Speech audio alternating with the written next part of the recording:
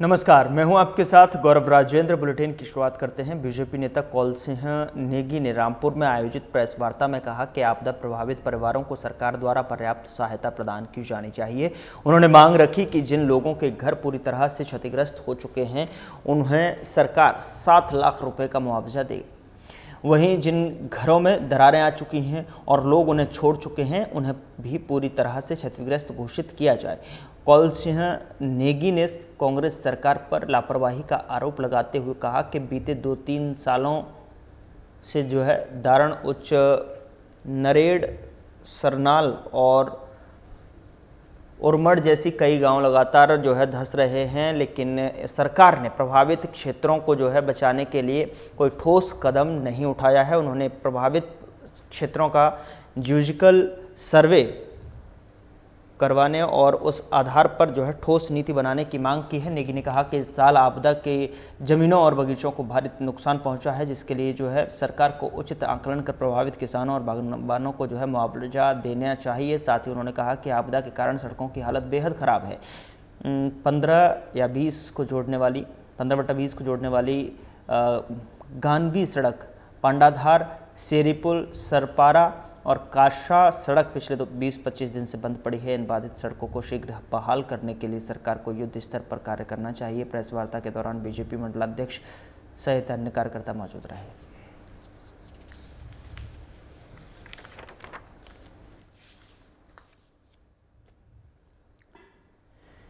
शिमला में confederation of Indian industry की बैठक का आयोजन किया गया। इस मौके पर हिमाचल प्रदेश सरकार में उद्योग मंत्री हर्षवर्धन चौहान शामिल हुए। बैठक के बाद मीडिया से बात करते हुए हर्षवर्धन चौहान ने कहा कि प्रदेश सरकार हिमाचल प्रदेश को निवेश और उद्योगों के लिए आकर्षण केंद्र बनाने के लिए काम कर रही है।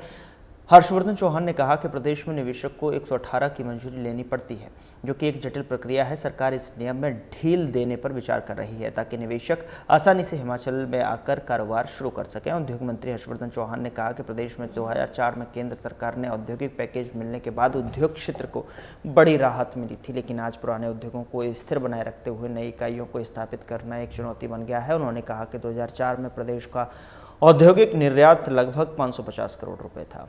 2025 में यह बढ़कर 20,000 करोड़ रुपए तक पहुंच गया है। प्रदेश की जीडीपी में उद्योग का योगदान भी बढ़ा है।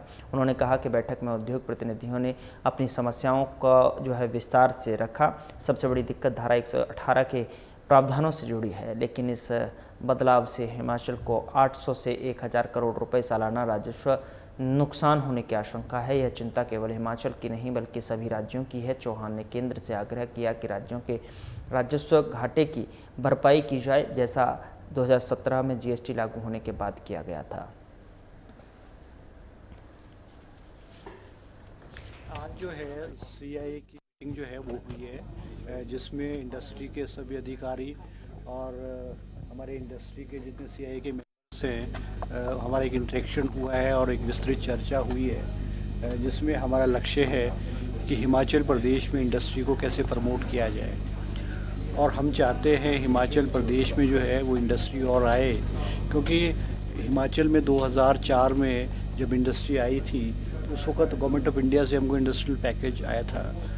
आज हमारा लक्ष्य है कि हम नई इंडस्ट्री को भी लाएँ और जो पुरानी इंडस्ट्री है वो इंडस्ट्री सस्टेन भी करें।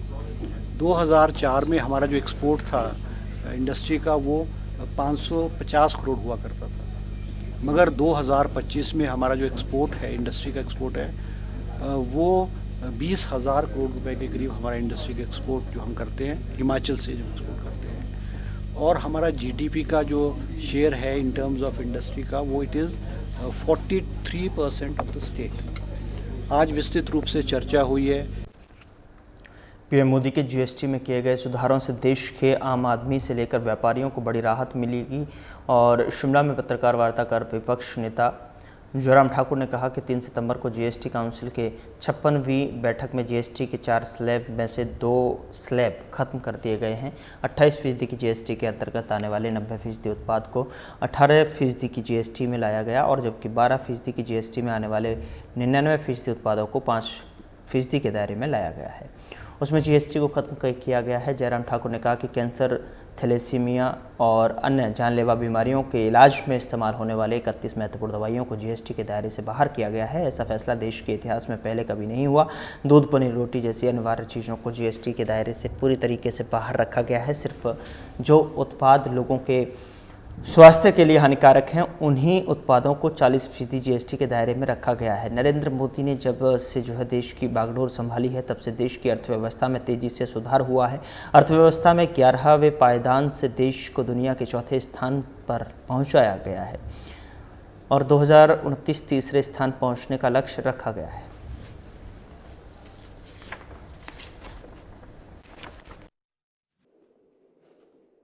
और सिंचाई के लिए जो स्प्रिंकलर है उस पर भी 12% से 5% कर दिया गया है। हैंडपंप पर 12% से 5% कर दिया है।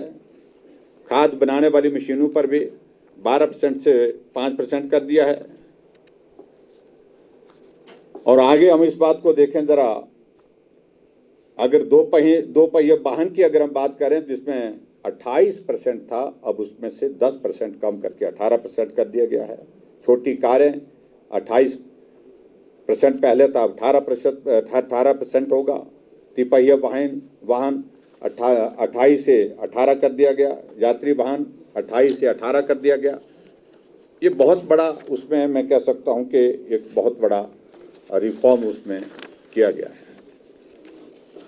चाहे वो इंजन के पुर्जे हैं, साइकिलें हैं, साइकिल के पुर्जे हैं, ऑटो कंपोनेंट्स हैं, उसमें सभी में जो है वो 28 से 18% कर दिया। और उसी तरह से सबसे बड़ा जो हर व्यक्ति के इकोनॉमी को जो है, आर्थिकी को प्रभावित करता है, वो सीमेंट है। और उसमें सीमेंट में आप देखिए कि 28% था पहले, उसको 18% कर दिया। ये भी मैं समझता हूँ कि एक बहुत बड़ा जो है वो परिवर्तन हुआ है। टेलीविज़न, जब आज की आवश्यकता है, एलसीडी है, एलईडी है, उसमें 28% से 18% कर दिया। एयर कंडीशन 28% से 18% कर दिया। डिश वॉशर भी 28 से 18 कर दिया। ये सारी चीज को लेकर के, हाँ शराब की बात आ रही है पीछे से, थोड़ी सी सुनाई दे रही है। वो 40 पर कर दिया है, तंबाकू 40 पर कर दिया, जर्दा 40 पर कर दिया है। जो चीज आपके स्वास्थ्य के लिए अच्छी नहीं है उस पर ही इंक्रीज किया गया है। उधर कांग्रेस विधायक संजय अवस्थी ने सोशल मीडिया पर सरकार के खिलाफ किए जा रहे भ्रामक प्रचार को लेकर कड़ा रुख अपनाया है।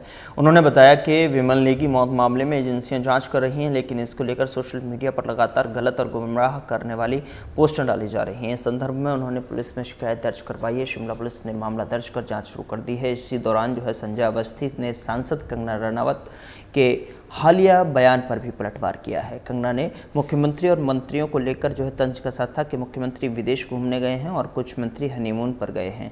इस पर अवस्थी ने कहा कि कंगना के बयानों में परिपक्वता नहीं झलकती, वह हमेशा सुर्खियों में बने रहने के लिए ऐसे बयान देती हैं। उन्होंने कहा कि मुख्यमंत्री भी एक आम नागरिक है और एक पिता है। उनकी बेटी ने हाल ही में पूरे प्रदेश का नाम रोशन किया है। ऐसे में इस तरह के गैर जिम्मेदाराना बयान राजनीतिक मर्यादाओं के खिलाफ है।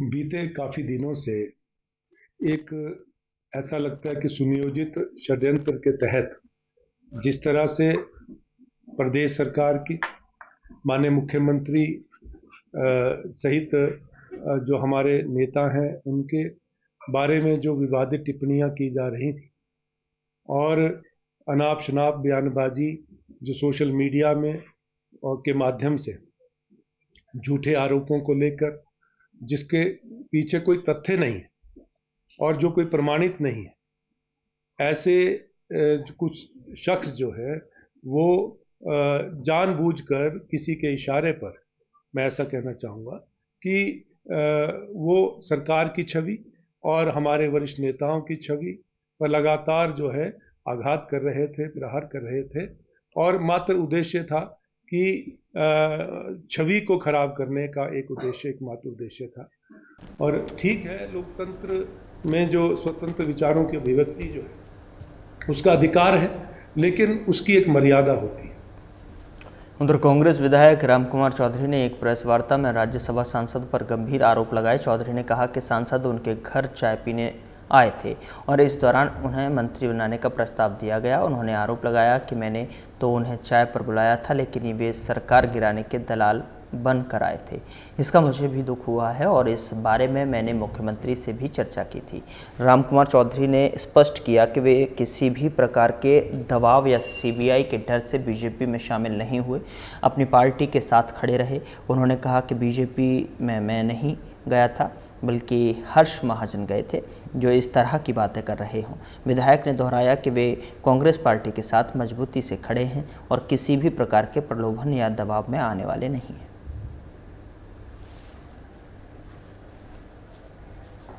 हर्ष महाजन जी एक सौदागर की तरह है।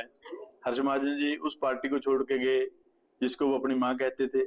हर्ष महाजन जी वीरभद्र सिंह के विद्यालय में जो है वो उनकी तालीम हुई है इसकी नेतागिरी की, तो वो बड़े नेता हैं, उनको ऐसी बातें शोभा नहीं देती हैं। वो यहाँ आए, उनका स्वागत है, मैं उनका धन्यवाद भी करूंगा।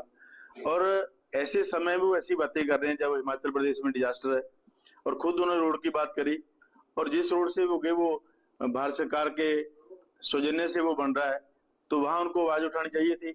बाकी इस एरिया का हालत उनको पता लगी तो अच्छा होता कि इसकी वकालत करते, और वकालत करके यहाँ पैसा लाएंगे, हम उनका धन्यवाद करेंगे। हिमाचल प्रदेश में अब ग्रामीण क्षेत्रों में भी घर बनाने के लिए अनुमति लेनी पड़ेगी।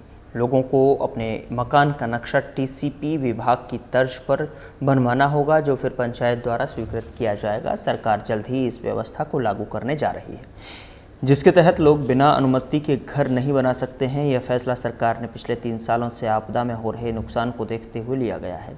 नगर और ग्राम नियोजन मंत्री राजेश धर्माणी ने कहा कि हिमाचल में घर बनाने के लिए पंचायत को अधिकार दिए जा रहे हैं, जहां पर एक सिंपल डायग्राम बनाकर जो है पंचायत से घर बनाने की अनुमति दी जाएगी। इसका मकसद संयुक्त विकास है। हिमाचल प्रदेश में लगातार आपदाएं आ रही हैं। हर साल आपदाओं का सामना प्रदेश कर रहा है। इन आपदाओं में नुकसान को कम कर सकें, लोगों को संपत्तियों को बचाया जा सके, इसके लिए पंचायत की सहभागिता सुनिश्चित की जा रही है। हालांकि जो बड़े भवन निर्माण हैं उसकी अनुमति टीसीपी भी देगा। 600 स्क्वायर मीटर से ऊपर जितने भी निर्माण कार्य होंगे इसकी अनुमति टीसीपी से ही लेनी पड़ेगी।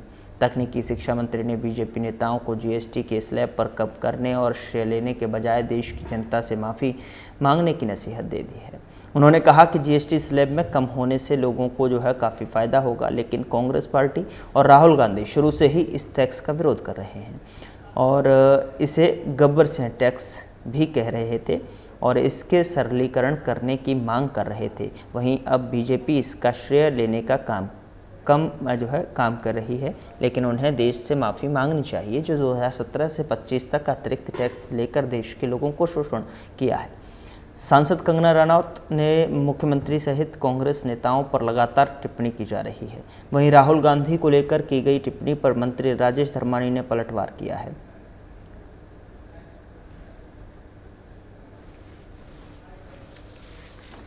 निश्चित तौर पे जीएसटी के जो सुधार हैं, जीएसटी जो स्ट्रक्चरल रेशनलाइजेशन की है, इसमें लोगों को फ़ायदा मिलेगा। लेकिन कांग्रेस पार्टी और हमारे नेता राहुल गांधी जी इसको शुरू से इसका विरोध कर रहे थे। वो तो इसको गब्बर सिंह टैक्स बोलते थे कि इस गब्बर सिंह टैक्स को जो है वो इसका सरलीकरण किया जाए, इसके स्लैब्स कम किए जाएं, और अगर उसका भाजपा आज की डेट में श्रेय लेने की कोशिश करती है तो देशवासियों से उनको माफ़ी भी मांगनी पड़ेगी। जो 2017 से लेकर 2025 तक जो उन्होंने जो एक्स्ट्रा लोगों का शोषण किया है उसके लिए वो माफ़ी भी मांगें। तो दोनों चीज़ें नहीं हो सकती कि आप 17 से 25 तक जो है वो विपक्ष की मांग को पूरी तरह से अनसुना करते रहे और अब जो है उसका श्रेय लेने के लिए जो है पूरा प्रचार तंत्र जो है अपने उस पर लगा रखा है। तो अगर आप श्रेय लेते हैं तो उसकी जिम्मेवारी भी लो जो आपने हायर टैक्स की वजह से लोगों का शोषण किया। फिलहाल बुलेटिन में इतना ही। नमस्कार।